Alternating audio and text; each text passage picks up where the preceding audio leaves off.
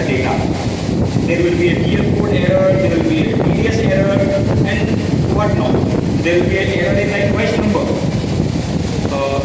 Your ERP system currently will give a duplicate invoice error, and your team will put a backslash. I'm a chartered accountant turned technologist.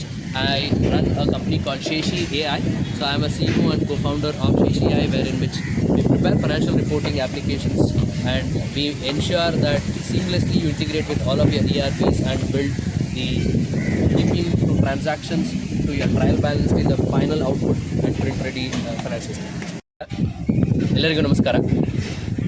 ವ್ಯಾಪಾರದಲ್ಲಿ ಬಹಳ ಮುಖ್ಯವಾಗಿರುವಂಥದ್ದು ವ್ಯಾಪಾರದ ವರ್ಷಾಂತಿಕ ಕೊನೆಯಲ್ಲಿ ಬರುವಂಥದ್ದು balance sheet, profit and loss account ಇವೆಲ್ಲವನ್ನು prepare ಮಾಡುವಂಥದ್ದು ಏನೇನು ಮಾಡ್ತೀವಿ ಅದು ಭಾಳ ಸಮಯ ಹಿಡಿಯುವಂಥ ಕೆಲಸ ಆಗಿರುತ್ತೆ. ಅಂದರೆ ಸುಮಾರು ಇವಾಗ ಯಾರನ್ನೇ ನೀವು ನೋಡಿದ್ರೆ ಇವಾಗ ನಾವು ಸೆಪ್ಟೆಂಬರ್ ಅಕ್ಟೋಬರ್ ತಿಂಗಳಲ್ಲಿ ಬರ್ತಾಯಿದ್ದೀವಿ, ಆದ್ರೂ ನಾವು ಇನ್ನೂ ಮಾರ್ಚಿನ ವಾರ್ಷಾಂತಿಕ ಲೆಕ್ಕಗಳನ್ನು ಇನ್ನೂ ಮುಗಿಸೋದಿರಲ್ಲ. ಏನಕ್ಕೆ ಅಂದರೆ ಅಷ್ಟು ಸಮಯಗಳನ್ನು ಹಿಡಿತಾ ಇದೆ.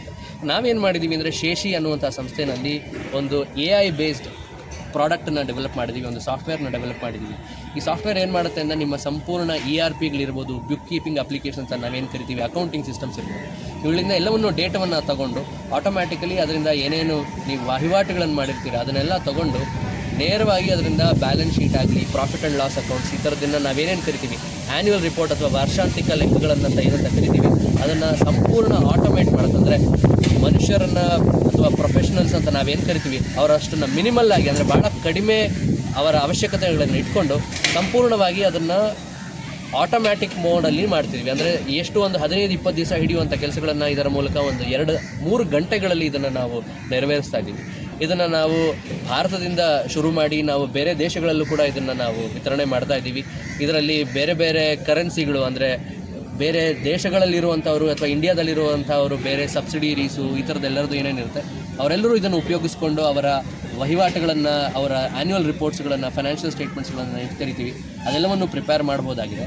ಅದರ ಜೊತೆಗೆ ನಾವು ಈ ಪ್ರಾಡಕ್ಟ್ ಏನಿದೆ ಇದು ಸಂಪೂರ್ಣ ಭಾರತದಿಂದ ಶುರುವಾಗಿದೆ ಮತ್ತು ಬೇರೆ ದೇಶಗಳಲ್ಲಿ ಕೂಡ ನಾವು ಲಗ್ಗೆ ಇಡ್ತಾ ಇದ್ದೀವಿ. ಭಾರತದಿಂದ ಹುಟ್ಟಿ ಬೇರೆ ದೇಶಕ್ಕೆ ಹೋಗ್ತಾರಂತ ನಮ್ಮ ಒಂದು ಹೆಮ್ಮೆಯ ವಿಚಾರವಾಗಿ ನಾವು ಇದನ್ನು ಹೇಳ್ಕೊಳೋದಕ್ಕೆ ಇಷ್ಟಪಡ್ತಾ ಇದ್ದೀವಿ.